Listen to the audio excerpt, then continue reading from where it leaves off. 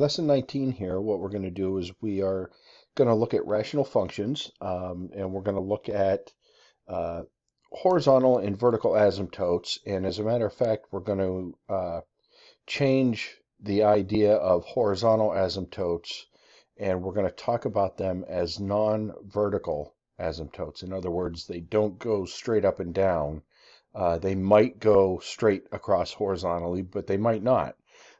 So there are different ways that we can algebraically determine what our asymptotes will look like. So important to understand that all rational functions of the form y equals a over x minus h plus k have graphs that are hyperbolas.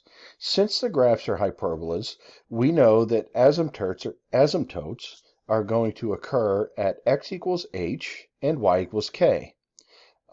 Since asymptotes represent a line on the graph that the graph can't touch, we're going to use x equals and y equals to describe the asymptotes. So let's take a look at this very first one. Here's our example. We have the function, and this really should have f of x in front of it. There's a function 5 over the quantity x minus 2 minus 3. What we're asked to do is we're asked to find the vertical asymptote as well as the horizontal asymptote. Now, the vertical asymptote generally is a little bit easier. Remember, vertical asymptotes are x values that we are not allowed to have. And we are not allowed to have x values that would make the bottom of a fraction, the denominator, equal to 0. So to find vertical asymptotes, it's quite simple. Take the denominator of your fraction, x minus 2, set it equal to 0, and solve. So if I take x minus 2, set it equal to 0, and solve, I see that I have a vertical asymptote at x equals 2. Now, my horizontal asymptote, if we think about it, imagine that this minus 3 was not on there. Then I would have just this rational function, right? And I have a vertical asymptote at x equals 2. And then the graph of our rational function would kind of go like this, right? We have horizontal asymptote at y equals 0 for this example. However, when I subtract 3, all I'm doing is I'm taking this horizontal asymptote and I'm moving it down 3 units. So my new horizontal asymptote is at negative 3. So it just takes this entire graph and drops it down 3 units. Okay, so my horizontal asymptote is y equals positive 3.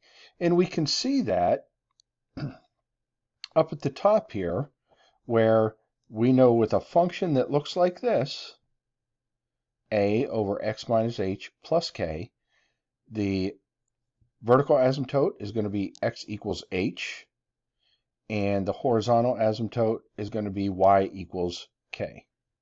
Okay, so when my function looks like this, is in this form where it's a rational plus or minus some constant, we can pretty confidently find the horizontal and vertical asymptotes by just looking at the values in the function.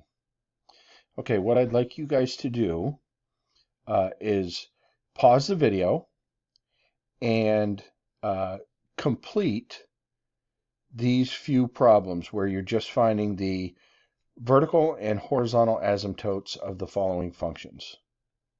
So just hit pause and then come back, and when you come back, the answers will be written on these lines for you so you can check your work. Hey, welcome back. Here are the solutions to these 6 problems where we're looking for the vertical and horizontal asymptotes of these rational functions. Remember, in order to find the vertical asymptote, just take the denominator of the fraction, the bottom, set it equal to 0, and solve. Pay special attention to a couple of these here. The first one I'd like you to pay attention to is notice if my denominator is 2x plus 1, I need to take 2x plus 1, set it equal to 0, and solve that. And when you go through the algebra, subtract 1, then divide by 2, you should get negative 1/2. Okay, so be mindful, it's not as simple. Same thing for this one down here. It's not as simple as just taking the opposite of whatever that constant is. Okay, so these ones that have a coefficient in front of your linear term in the denominator, in front of the x, make sure you actually set that denominator equal to 0 and solve in order to accurately find the vertical asymptotes. Okay, so that's it for the first video. What we'll do is I'll make the next video here, and we can move on with the notes.